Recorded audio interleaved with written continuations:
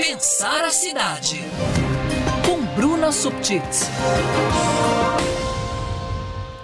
Só um detalhe sobre a trilha da abertura do Pensar a Cidade. Eu estava esperando o teclado que tu disse que ia trazer. Vamos trazer, mas ele vem, a trilha vem num crescendo e no final tem um impacto épico. Tem, né? Tem. É bom demais. Grandioso, assim, tipo, vai, Bruna. Vou. É tudo teu. Olha que bonito. Pensar a Cidade, com Bruna Subtits. Que responsabilidade. Veremos se darei conta. Já tá dando, tá? Maravilhosa. Vamos lá. Prometi aqui na sexta, né? E acho que nesses últimos dias a gente tem falado bastante. Ocorreu o ciclone, ocorrem fenômenos climáticos como esse que a gente tem visto, e não somente o aqui do Rio Grande do Sul, vários outros comentados aí ao longo dos últimos meses. E a gente fala sobre ser uma consequência das mudanças climáticas. Agora há pouco, né, o Gilvan, nosso entrevistado, disse que, de fato, é difícil você fazer uma relação direta, apontar para um evento e dizer, isso é a consequência da mudança climática. Mas o que se sabe é que, sim, a mudança do clima no planeta como um todo tem provocado, aumentado fenômenos como este. E aí eu quero, além da explicação que eu vou dar aqui, que é diferenciar ou entender o que é o aquecimento global e o que são as mudanças climáticas, é convidar para quem queira acompanhar um trabalho que eu desenvolvi no ano passado, junto com um pesquisador muito aplicado e importante, que vem a ser meu primo, mas de fato é pesquisador, o Emerson Zotti. A gente participou de um programa de bolsa do Instituto Tecnologia e Sociedade do Rio de Janeiro. Há 3 anos, já por 3 anos seguidos, eles divulgam uma pesquisa chamada Mudanças Climáticas na Percepção dos Brasileiros, e a gente desenvolveu então um trabalho de explicar de forma didática, a partir dos dados dessa pesquisa, o que é o aquecimento global e o que são as mudanças climáticas. Eu compartilhei isso hoje no Instagram, @PensarACidade, no Facebook, Vamos Pensar a Cidade. Ali tem o vídeo, tem uma explicação também sobre a pesquisa desenvolvida. Então fica esse convite. Aqui eu vou dar uma resumida para quem nos acompanha aqui na Band News FM. O que é o aquecimento global? Isso já foi falado, né? É a elevação da temperatura média do planeta a longo prazo. A temperatura média em comparação a quê? Aos níveis pré-industriais. Porque isso lá, por 1800 e alguma coisa, né? Lá no século XIX. O que mudou da Revolução Industrial para cá? A emissão de gases poluentes que provocam esse aquecimento das águas, dos oceanos principalmente, e com isso eleva a temperatura média do planeta. O Gilvan até comentou também. A gente teve agora, neste século, no ano de 2016, pela primeira vez foi registrado uma temperatura média do planeta 1 grau Celsius mais quente em relação ao período pré-industrial, mas isso é a média, né? Ele mesmo falou aqui, a gente tem áreas do Brasil que já tem 3 graus acima da média registrados. E aí o que acontece? Por que o aquecimento do planeta ele é prejudicial? E aí a gente vai ter que voltar um pouco mais no tempo. O pessoal talvez lembre que estudou isso na escola. O que garante condições de vida aqui no planeta Terra? É o efeito estufa. O efeito estufa permite que aqui se tenha uma condição de clima quente ou temperada o suficiente para que se desenvolva-se, tenha água em estado líquido, que se desenvolva vida, né? Sejam plantas, sejam seres vivos, né? Humanos, animais, enfim. E o aquecimento global, ele faz com que esse efeito estufa ele seja exagerado, assim, ele vá ao extremo. Por quê? Porque aí superaquece o planeta. E aí é esse superaquecimento que faz com que a temperatura e os efeitos climáticos que já são naturais, né? A gente não está falando de uma coisa que não existia até o século passado, não. Sempre existiram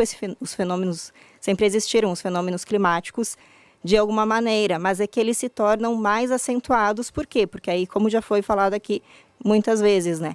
A temperatura mais alta, quando encontra aí uma massa de ar frio ou a condição propícia para chuva, faz com que chova muito mais, faz com que seja muito mais intenso, assim como, por outro lado, se tenha um período sem chuva muito prolongado, secas muito intensas, altas temperaturas que o corpo humano também não aguenta. A gente está com notícias, vou procurar aqui, que eu salvei ontem, de mortes no país, na Índia, né? recentes agora, deste fim de semana, da última semana, causadas porque pelo excesso de temperatura o corpo humano não aguenta.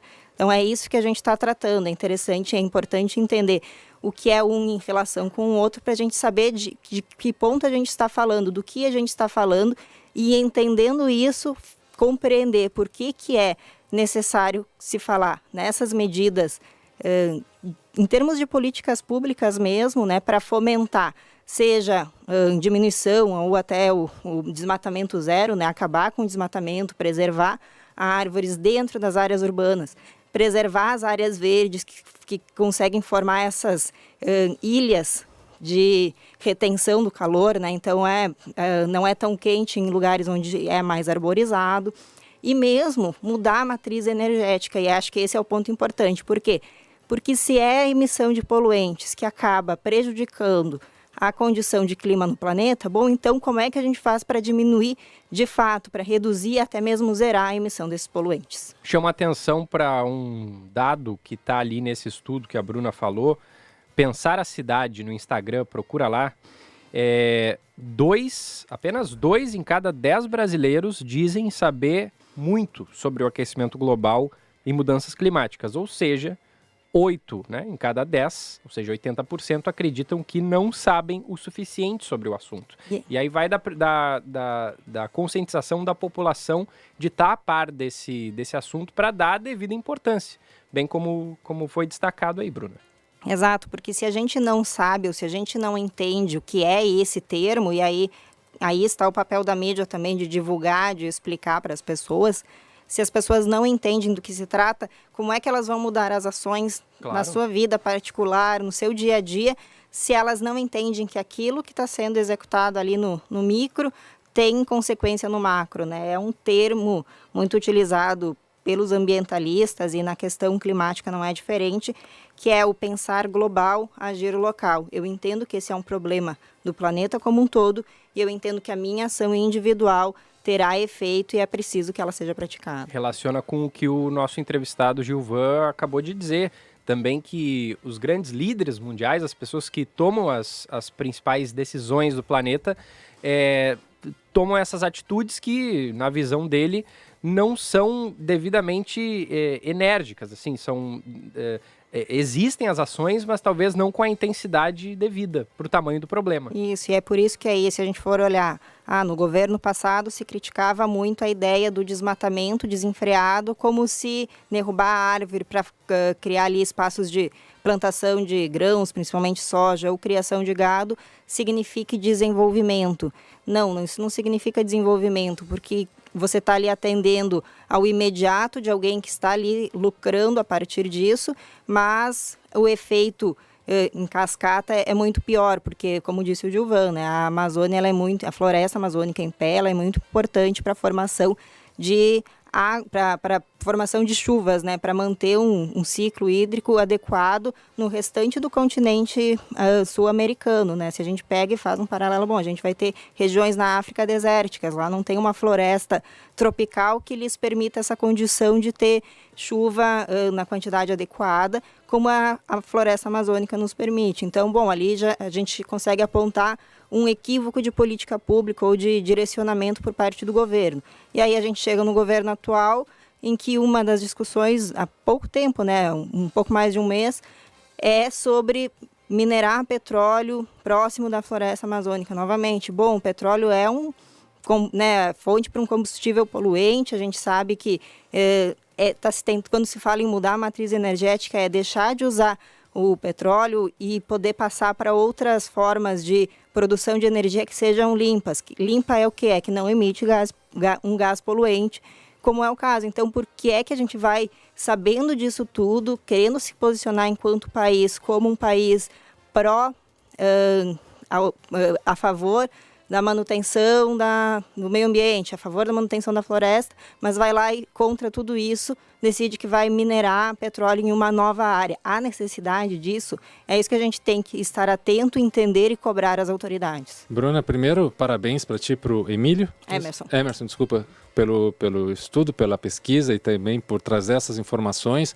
Acho muito importante, a gente tem um déficit grande no Brasil sobre conhecimento sistêmico das coisas, né? Isso deveria ser até pauta de colégio, de como analisar sistematicamente tudo. Os fenômenos climáticos existem na Terra desde que a Terra existe, né?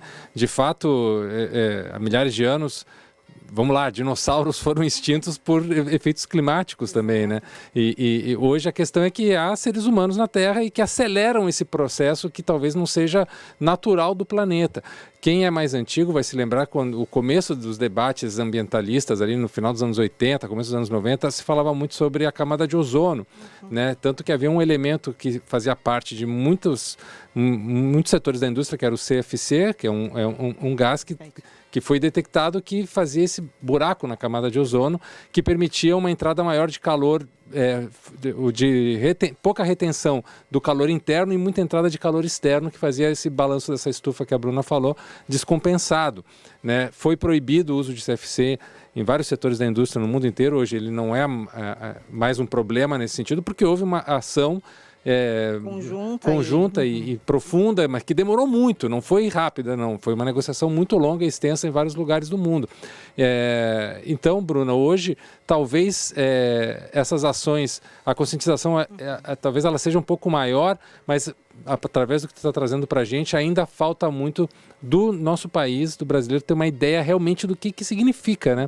Parece que acho que ainda a gente está numa discussão um pouco elitista sobre isso, né? Das mentes mais do poder, ou talvez da academia. E no dia a dia das pessoas está faltando esse debate, né?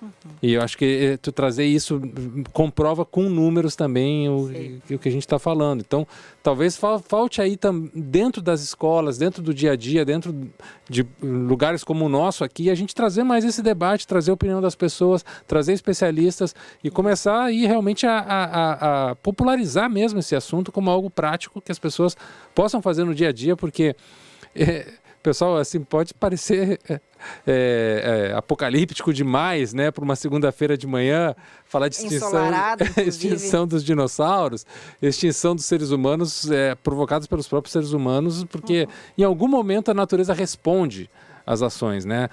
Nós estamos aqui de alguma forma participando de ações da natureza e ela responde pela manutenção disso que a Bruna trouxe aqui, o que há dentro da estufa natural dos climas, da fauna, da flora, da terra, da geologia, do próprio planeta.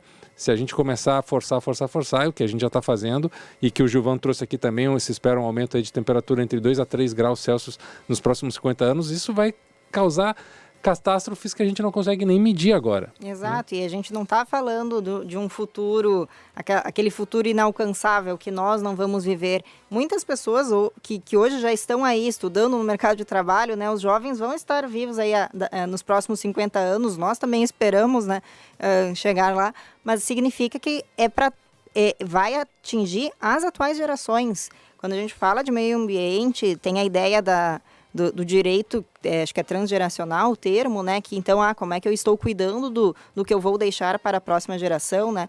Mas a gente está falando da geração atual, a gente está falando de efeitos sentidos já agora. Aqui o que eu comentei mais cedo, né? Ao menos 98 pessoas morreram e mais de 450 foram hospitalizadas no norte da Índia, com temperaturas que em alguns locais têm passado dos 44 graus. O corpo humano não é feito para aguentar. Ó, tem várias mensagens que a gente vai trazer em seguida.